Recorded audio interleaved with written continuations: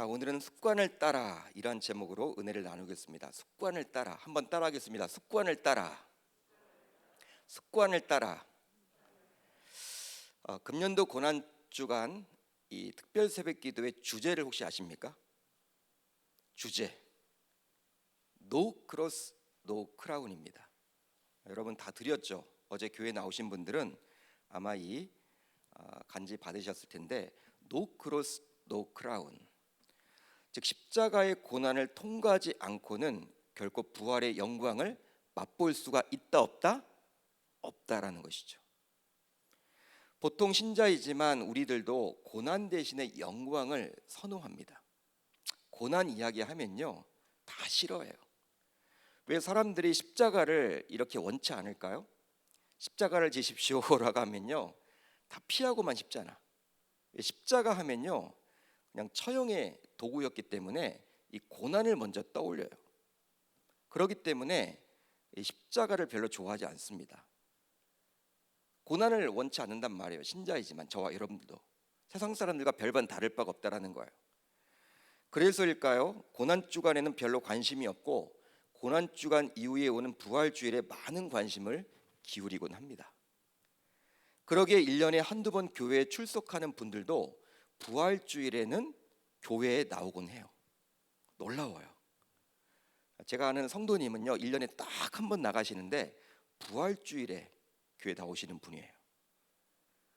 또 한 번 마음이 동하면 성탄 주일에 한번 나오고 그 정도 되는 분들도 있는데 그만큼 부활 주일 하면요 왠지 어릴 적부터 달걀 우리 주고 먹는 날 이런 것들이 너무나 긍정적인 이미지가 많다 보니까 부활 주일은 너무나 좋아하는데 그 앞에 있는 고난 주간은 별로 좋아하지 않아요.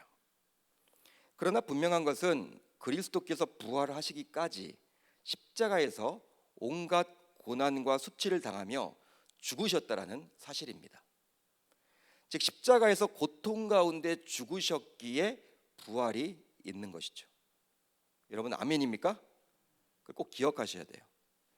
따라서 우리들 모두 이번 고난 주간 특세를 통해서 십자가의 고난을 통과함으로 돌아오는 부활 주일에 최고의 감격과 기쁨을 경험하셨으면 좋겠습니다. 그러니까 고난 주간을 어떻게 보내느냐에 따라서 이 부활 주일을 맞이하는 그 마음이 달라질 거예요. 왜? 깊어지는 것이죠. 영적으로 깊어진단 말이에요. 이 십자가를 통과하게 되면 이 부활을 맞이할 때, 이 부활 주일을 맞이할 때 이 보통의 일이 아니거든. 야, 사망 권세를 이기고 부활을 하셨다. 그냥 단순히 지식적으로만 아는 부활의 개념이 아니라 이 고난을 통과하게 되면 아마 달라질 겁니다. 그래서 이번 이 고난 주간 특별 새벽 집회를 통해서 여러분들이 이 고난의 여정에 잘 동참하셔서 돌아오는 부활, 매년 우리가 맞게 되는 부활 주일이지만 야, 금년도 부활 주일은 와, 뭐가 느낌이 왔다. 진짜 이제 알게 되었다. 야, 이 부활이 뭔지 이제 막연한 그런 개념적인 정론이 아니라 생각이 아니라 그냥 진짜 뭔지 체험하게 되었다. 그렇게 고백하고 돌아갈 수 있기를 바랍니다. 자, 좋은 생각이란 월간지가 있어요. 좋은 생각. 혹시 여러분들 가운데 이 좋은 생각이라는 월간지 들어보셨습니까? 아주 얇은 잡지인데요. 제가 신학대학을 다닐 때 매월 구독을 하며 읽었던 월간지예요. 뭐 가격도 저렴합니다. 유명 인사뿐만 아니라 평범한 사람들의 훈훈한 이야기를 모아서 매월 발간을 하죠. 매월 발간을 해요. 이 잡지를 꾸준히 읽다 보면 어느덧 긍정적인 생각을 갖게도 되는데요. 아주 좋은 이야기들이 많이 이렇게 기록이 되어 있거든요. 읽다 보면 마음이 따뜻해져요. 그러게 좋은 생각을 하게끔 만드는 이 월간지는 30년이 지난 지금까지도 매월 빠지지 않고 발간이 되고 있습니다. 그러니까 마치 우리 기독교인들이 이 매월 이렇게 큐티책을 구입하는 것처럼 세상 사람들도 이 좋은 생각이라는 이 잡지를 구독해요. 많이들 구독합니다. 또 가격도 한 3,000원 정도 하기 때문에 뭐 친구들에게 이렇게 나눠주기도 하고 여러 권 구입을 해서 주기도 하는 그러한 잡지예요. 제가 많이 읽어봤어요. 그런데 좋은 생각을 갖는 것 못지않게 좋은 습관을 갖는 것도 몹시 중요합니다. 좋은 생각이 있죠? 좋은 생각이 여러분 가지면 좋죠? 근데 그것보다 어떤 의미에서 더 중요한 것이 바로 좋은 습관을 갖는 거예요. 그렇다면 여러분들은 어떤 습관을 가지고 계십니까? 어떤 습관을 가지고 계세요? 아마도 개개인마다 모두 다른 습관을 가지고 계시겠죠. 다양할 겁니다. 실제로 매일매일 잠을 자고 식사를 하듯이 책을 읽고 운동을 하고 있다면 좋은 습관을 가지고 있다고 볼 수도 있겠죠. 우리가 삶에 유용한 거니까. 독서나 특별히 이렇게 운동 같은 경우는 우리가 삶에서 아주 중요한 거기 때문에 좋은 습관이다라고 볼 수 있어요. 반면에 시간이 날 때마다 누워 있거나 그냥 무의미하게 시간을 보내거나 혹은 영양가 없는 유튜브를 시청하며 무료한 시간을 보내고 있다면 나쁜 습관을 가지고 있다라고 판단할 수도 있을 거예요. 그런데요, 이런 좋은 습관보다 한 단계 더 고차원적인 습관이 있으니 바로 거룩한 습관입니다. 그러니까 좋은 습관보다 한 단계 더 레벨이 높은 습관이 있는데 그것이 바로 거룩한 습관이라는 거예요. 거룩한 습관, 예수님께서는 이런 거룩한 습관을 가지고 계셨는데요, 바로 산에 올라가서 기도를 하셨습니다. 다음의 구절을 통해서 알 수 있죠. 예수께서 나가사 습관을 따라 감람산에 가심에 무릎을 꿇고 기도하여. 습관을 따라. 오늘 말씀의 제목이죠. 습관을 따랐다. 한 번 기도한 게 아니라는 거예요. 습관을 따라서 기도했다라는 거예요. 여러분, 거룩한 습관의 의미는 바로 구별된 습관인데요, 이 거룩이라는 단어가 구별이라는 뜻이잖아요. 구별된 습관이 있다라는 거예요. 바로 그리스도인으로서 세상 사람들과 뭔가 구별된 습관을 말하는 것입니다. 그러니까 세상 사람들도 꾸준히 운동합니다. 매일매일 운동하는 분들도 있어요. 또 매일매일 독서하는 분들도 있습니다. 그건 좋은 습관 정도고, 그것보다 한 단계 더 레벨이 높은 습관이 있는데 그것이 바로 거룩한 습관인데 세상 사람들이 누리지 못하는 그 습관이라는 거예요. 저와 여러분들은 신자이기 때문에 가질 수 있다는 것이죠. 따라서 신자인 우리들도 예수님처럼 기도하는 거룩한 습관을 가졌으면 좋겠습니다. 저는 소망해 봐요. 오늘 특별히 여러분 이 말씀 듣고 결단하고 돌아가시면 좋겠어요. 나도 그렇게 한번 해봐야겠다. 예수님이 하셨으니까 우리가 한번 따라해보자. 그런 운동이 우리 교회에서 나타났으면 좋겠습니다. 이제 예수님께서는 자신을 따라 감람산에 올라온 제자들에게 다음과 같이 말씀을 하시는데요. 자, 오늘 말씀 40절을 볼까요? 이렇게 기록이 되어 있죠. 그곳에 이르러 그들에게 이르시되 유혹에 빠지지 않게 기도하라. 그곳에 이르러 그들에게 이르되 유혹에 빠지지 않게 기도하라. 이 말은 기도가 없는 공간에 유혹이 틈을 탄다라는 거예요. 잘 들으십시오. 기도가 없는 공간에 유혹이 틈을 탄다. 예수님의 말씀이에요. 따라서 유혹은 기도로 이길 수가 있고 기도가 없으면 금세 유혹에 넘어지게 된다라는 것이죠. 여러분, 우리가 왜 새벽 기도회를 강조를 합니까?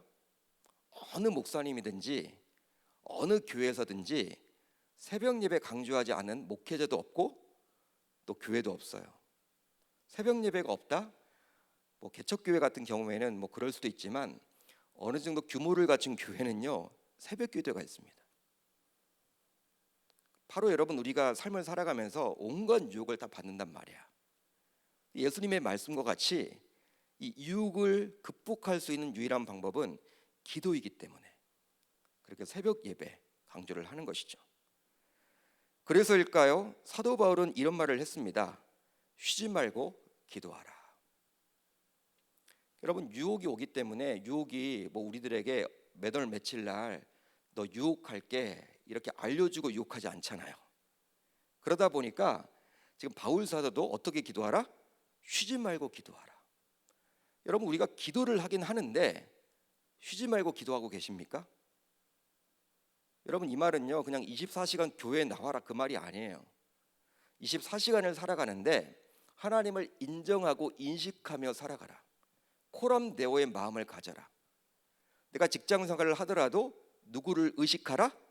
하나님을 의식하라. 버스를 타고 지하철을 타더라도 누구를 의식하라? 하나님을 의식하라. 밥을 먹어도 누구를 의식하라? 하나님을 의식하라. 하나님이 보고 계신다라고 느껴지면 여러분 죄의 유혹에서 이겨낼 수밖에 없어요.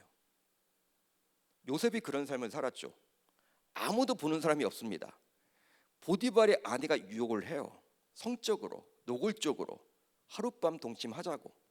그러면 너의 인생은 풀려질 것이라고. 보통의 남자들은요 다 넘어갑니다. 왜?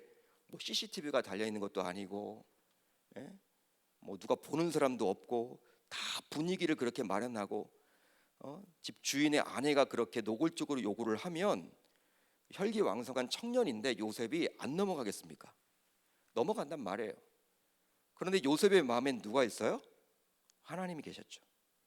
하나님이 계셨어요. 하나님을 의식했단 말이에요. 코람데오. 하나님이 보고 있는데 어떻게 당신이 그런 요구를 해도 내가 그렇게 할 수 없다라고 뿌리치고 도망쳤죠. 그런 마음을 가져야 한다는 거예요. 바울은 쉬지 말고 기도하라 라고 이야기를 했는데 명령형을 사용하면서 신자인 우리들이 꼭 그렇게 해야만 한다고 강조를 합니다. 그만큼 기도를 쉬거나 기도를 띄엄띄엄 하게 되면 유혹을 이겨낼 수가 없기에 신자라면 쉬지 말고 기도해야 한다고 바울은 권면해주고 있는 것이죠. 권면해주고 있는 거예요. 따라서 사탄은 신자인 우리들을 유혹하기 전에 우리들로 하여금 먼저 기도를 하지 못하도록 환경을 만들어 갑니다. 사탄이 우리들을 유혹할 때요, 우리들로 하여금 먼저 기도하지 못하도록 만들어요. 여건을 만듭니다. 환경을 만들어요. 그렇게 하는 것이 사탄의 편에서도 우리들을 유혹하기가 더 편해지기 때문이죠. 즉 우리들을 갑자기 분주하게 몰아가거나 낙심한 일이 생기도록 하거나 육체적으로 지치게 하거나 또 실족해 함으로 하나님께 나아가 기도하지 못하도록 만들어요. 즉 우리들로 하여금 기도를 하지 못하도록 사탄이 막는 것이죠. 그러니까 기도의 자리에 분명히 내가 가려고 했는데 막 갑자기 어떤 일이 생겨.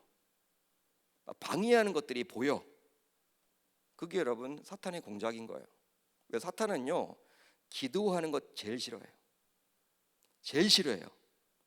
기도하게 되면 사탄은요 막 귀를 막고 어떻게 할 바를 몰라. 그러기 때문에 너무 싫어해. 그러기에 우리들은 어떤 상황에 처하게 되더라도 이 기도만큼은 양보해서는 아니 될 줄 믿습니다. 믿습니다. 한마디로 기도줄이 잘 잡히지 않을 때가 있죠. 어떤 분들이 그런 얘기를 기도줄이 잘 잡히지 않는다 요즘에. 기도할 마음을 갖지 못하도록 사탄이 함으로 우리들을 유혹하게 편하도록 몰아가는 거예요. 기도줄이 잘 잡히지 않는다? 오히려 여러분 왜 이런 일이 생겼을까? 여러분들이 하나님과의 관계를 점검해 보시고 뭔가 나에게 문제가 있지 않나? 이렇게 기도줄이 잘 잡히지 않도록 하는 것은 혹시 사탄이 이렇게 역사를 하는 건 아닌가? 자신의 삶을 면밀하게 점검해서 이 기도만큼은 양보해서는 아니 되는 거예요. 이제 예수님께서는 기도를 하셨습니다. 그런데 기도를 하고 난 이후 또 다음과 같이 제자들에게 말씀을 하세요. 어찌하여 자느냐? 시험에 들지 않게 일어나 기도하라. 시험에 들지 않게 일어나 기도하라. 이 구절에 나와 있는 시험은 바로 40절에서 살펴봤던 우리가 40절에서 살펴봤던 유혹과 같습니다. 같아요. 바로 같은 헬라어 단어를 사용하고 있죠. 시험이나 유혹이 같은 단어를 사용하고 있어요. 한마디로 영어 단어인 템테이션을 사용하고 있습니다. 예수님께서는 감람산에 올라가 중요한 기도를 하기 전에 유혹에 빠지지 않게 기도하라고 제자들에게 신신당부를 했습니다. 그리고 또 기도를 마치고 난 이후에 제자들에게 시험에 들지 않도록 기도하라고 권면을 하고 있어요.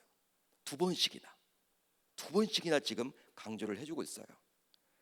그만큼 예수님과 기도는 뗄래야 뗄 수가 없는 거예요. 보통 우리들은 예수님을 말씀 사역으로만 알고 계신 분들이 있어요. 예수님 하면 말씀. 물론 예수님이 설교를 하셨고 말씀을 전하셨죠. 말씀 그 자체시죠. 그러다 보니까 하도 예수님의 말씀 사역을 우리가 많이 듣고 하다 보니까 예수님 하면 그냥 말씀 사역 정도로만 여기는 경우들이 많아요. 그러나 예수님만큼 기도를 강조한 분은 또 없습니다. 기도의 원조시죠. 우리들에게 주기도문까지 알려주셨잖아요. 너희들 이렇게 기도해라. 예? 기도를 여러분 어떻게 해야 되는지 그 방법론까지도 알려주신 분이 바로 예수님이란 거예요. 예수님은 말씀 사역도 하셨지만 친히 기도가 필요 없는 그분이 우리들에게 본을 보여주고자 기도하셨다라는 거예요. 따라서 저와 여러분들도 예수님처럼 기도 생활을 거룩한 습관으로 삼아서 해나가야 할 줄 우리 주님의 이름으로 축원합니다. 축원합니다. 오늘 말씀과 병행 구절인 마태복음 26장과 마가복음 14장을 보게 되면 감람산이 아니라 겟세마네 동산으로 나오고 있는데 감람산이나 겟세마네 동산이나 같은 곳으로 보시면 됩니다. 한마디로 올리브 나무 숲이에요. 올리브 나무 숲, 즉 한적한 곳으로 보시면 됩니다. 한적한 곳, 일상생활에서 떠난 한적한 곳에서 기도하셨다라는 거예요. 그렇다면 왜 예수님께서는 자신의 공생의 사역에 피날레와도 같은 십자가 사역을 앞두고 이렇게 기도를 하셨을까요? 여러분 궁금하지 않으세요? 십자가를 져야 하는데 굳이 이런 상황 속에서 뭐 다른 일을 해도 좋을 텐데 왜 굳이 기도를 하셨을까? 실제로 예수님 자신도 십자가를 지고 싶지 않은, 즉 사탄의 유혹을 받으셨어요. 사탄의 유혹을 받으셨습니다. 한마디로 예수님도 인성을 가지고 있죠. 저와 여러분들처럼 인성을 가지고 있기에 인간적인 관점으로 보게 되면 십자가에서 당하게 될 그 고통과 수치와 모욕과 죽음을 피하고 싶었던 거예요. 피하고 싶은 게 굴뚝 같은 마음이에요. 예수님도 솔직히 실제 십자가를 지고 죽기 위해서 성부 하나님께 순종하여 이 세상에 왔지만 막상 십자가를 져야만 하는 시점에 이르게 되자 그것을 피하고 싶었던 거예요. 복음서를 보게 되면 사탄은 끊임없이 예수님의 사역을 방해해 왔습니다. 끊임없이 사탄은요 예수님의 사역을 방해했어. 예수님께서 베들레헴에서 태어났을 때 당시 유다의 헤롯 왕인 이 예수를 죽이려고 했습니다. 태어나지 못하도록 한 거예요. 죽이려고 했어요. 그렇죠? 여러분 이 헤롯 왕이 왜 갑자기 그렇게 됐을까요? 사탄이 그렇게 한 것이죠. 예수님이 태어나면 뻔하니까 십자가를 지는 게 목적이잖아요. 십자가에서 죽는 게 목적이 되는 거잖아요. 십자가에서 여러분 죽게 되면 사탄의 영역이 완전히 파괴되는 거기 때문에 그걸 막고자 당시 유다의 헤롯 왕 권력자를 동원해서 예수님을 죽여버리려고 했어요. 그뿐만이 아니죠. 공생의 사역을 본격적으로 시작하면서 예수님께서 광야로 가서 40일 동안 금식 기도를 했을 때 마귀는 직접 예수님을 3번씩이나 시험하게 됩니다. 그렇게 함으로 예수님의 신분에 대한 회의감을 갖도록 해서 만일 내가 하나님의 아들이거든 계속 그 물어보잖아요. 하나님의 아들이 맞는데 자꾸 그것을 물어보면요 진짜 내가 하나님의 아들이 맞나? 이런 의문을 갖게 된단 말이야. 여러분 그렇겠죠? 여러분 그런 회의감이 들도록 해서 공생의 사역을 하지 못하도록 하기 위함이었어요. 마찬가지로 이제 십자가를 지고 죽게 되면 사탄은 이제 몰락의 길을 걸어야만 하기에 사탄은 이제 추후의 발악으로 예수님이 십자가를 피하도록 유혹을 했던 거예요. 자꾸 끊임없이 유혹을 하는 거예요. 사탄은 예수님조차도. 그러기에 예수님께서 제자들에게 유혹과 시험을 이겨내기 위해서 기도를 강조한 이면에는 본인도 지금 사탄의 유혹을 이겨내기 위해서 기도하고 있음을 우리들에게 보여주고자 함입니다. 왜 뜬금없이 예수님이 시험, 유혹 2번씩이나 강조를 했냐면 야 너희들 나도 지금 이렇게 사탄의 유혹을 받고 있다. 예수님이 나도 이렇게 사탄의 유혹을 받고 있다. 그렇지만 기도를 통해서 이것을 이겨내고 있듯이 너희들도 이 땅의 삶을 살아가면서 여러 다양한 유혹과 시험을 당할 수밖에 없다. 만날 수밖에 없다. 그때마다 무엇을 하라? 기도하라. 기도해서 이겨내라. 그걸 지금 우리들에게 알려주고 있는 거예요. 그러기에 우리는 어떻게 기도를 해야 되는가? 이 부분을 여러분 우리가 항상 고민을 해야 되는 것이죠. 여러분, 기도 외에는 이런 이유가 나갈 수 없다라고 예수님이 또 말씀하셨잖아요. 예수님의 공생애 사역을 보게 되면요, 우리는 예수님 하면요 그냥 하나님이시니까 하나님 맞죠? 그러니까 이런 여러분 뭐 사탄이 유혹을 뭐 받았겠나 하는데 진짜 사탄이 유혹을 했다니까요, 예수님을. 마태복음 4장을 보게 되면 공생애 사역을 시작할 때 사탄이 와서 예수님을 유혹했잖아. 여러분, 그때 예수님이 어떤 상태였습니까? 40일 동안 금식 기도를 해가지고 성령 충만한 상태였어요. 성령 충만해도 사탄이 유혹해요. 놀랍죠? 여러분, 그 말씀 보세요. 성령 충만하지만 사탄이 유혹해요. 오히려 성령 충만하게 되면요 교만해지기가 쉬워요. 성령 충만하게 되면요 이제 영적으로 이제 우월감이 생겨요. 기도도 많이 하다 보면 그걸 잘 해야 되는데, 잘 처리를 해야 되는데 잘못하면요 교만하게 될 수도 있어요. 겸손하게 돼야 되는데 다른 사람들을 바라보면서 막 정죄를 한단 말이야. 야, 나는 하루에 2시간씩 기도하는데 왜 김 집사는 기도도 안 해? 뭐 이런 식으로. 그분이 여러분 성령 충만해요. 2시간씩 기도해서. 그렇지만 이 성령 충만한 것처럼 막 되면요 어쩌면 막 자기가 보기에 자기가 하나님이 될 수도 있다라는 거예요. 예수님도 성령 충만할 때 그렇게 사탄이 와서 유혹을 했다라는 거예요. 그렇다면 우리는 어떻게 기도를 해야만 할까요? 즉, 감당하기 힘든 유혹 혹은 시험 또는 문제 가운데 어떻게 기도하면 좋을까요?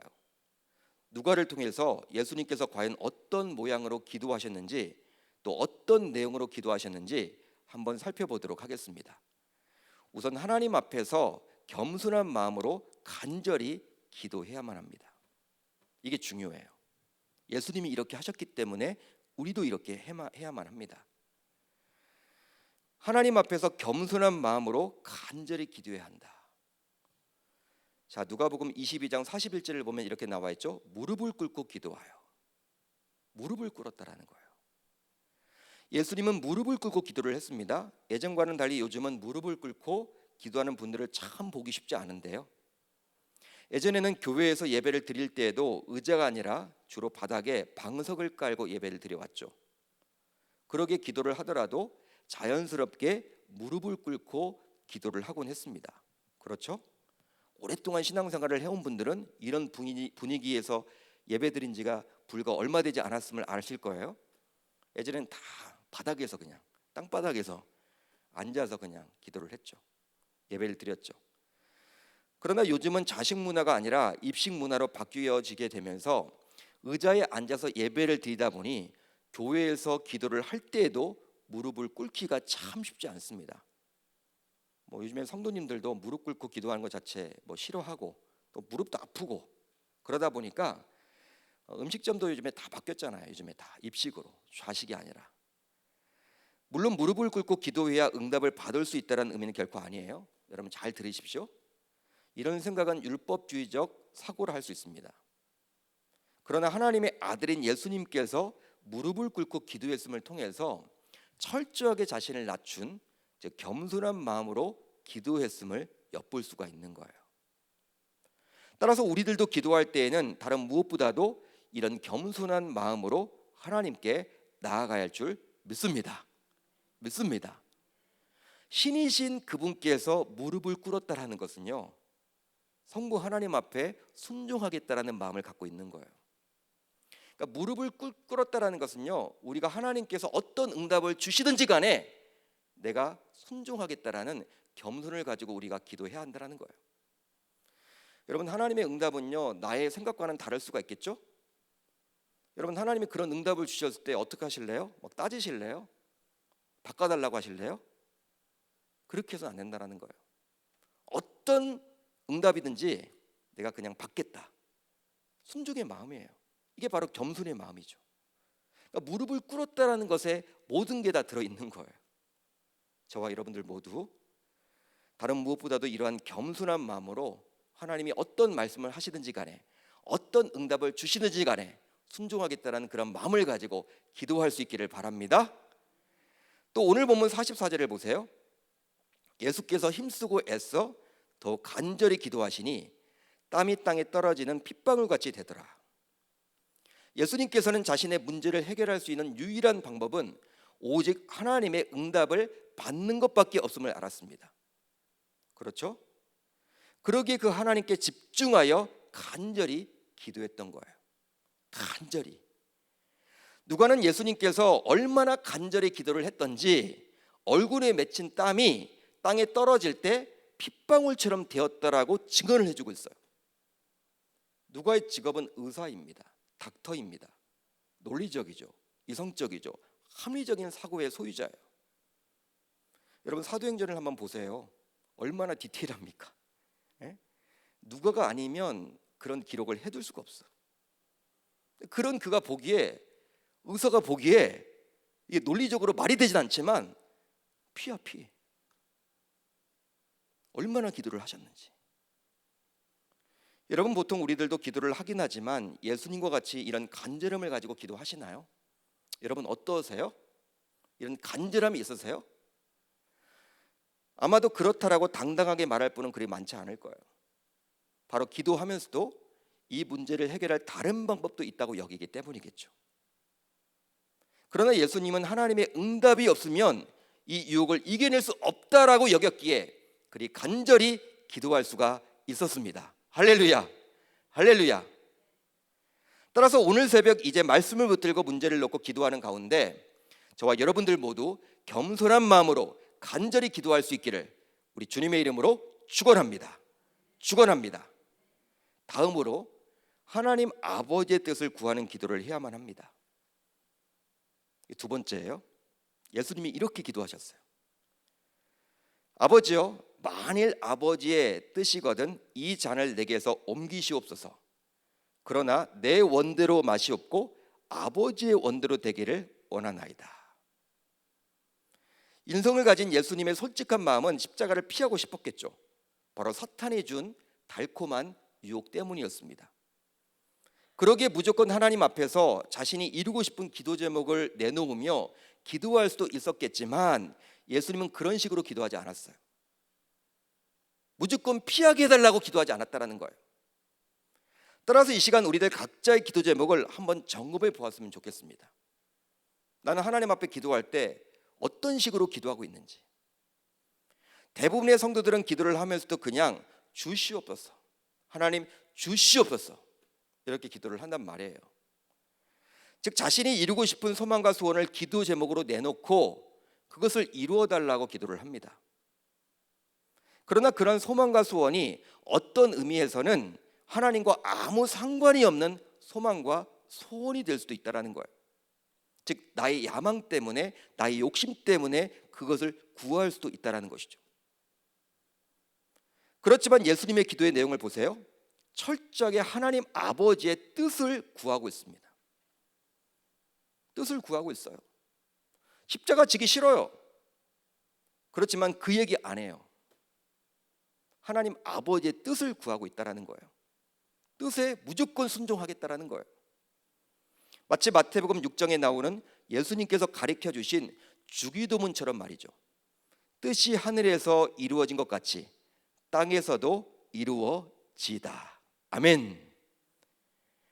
그렇습니다. 기도는 아버지의 뜻을 찾아가는 내비게이션이고 순종이라 말할 수 있어요. 실제 십자가의 정신은 본인의 생각과 뜻을 접고 오직 하나님 아버지의 뜻을 받아들이는 거예요. 비록 아버지의 뜻과 내 뜻이 상충될 때가 있더라도 아버지의 뜻에 무조건 아멘하는 것입니다. 여러분 아멘입니까? 예수님이 바로 그런 기도를 하셨다라는 거예요. 참 멋지죠.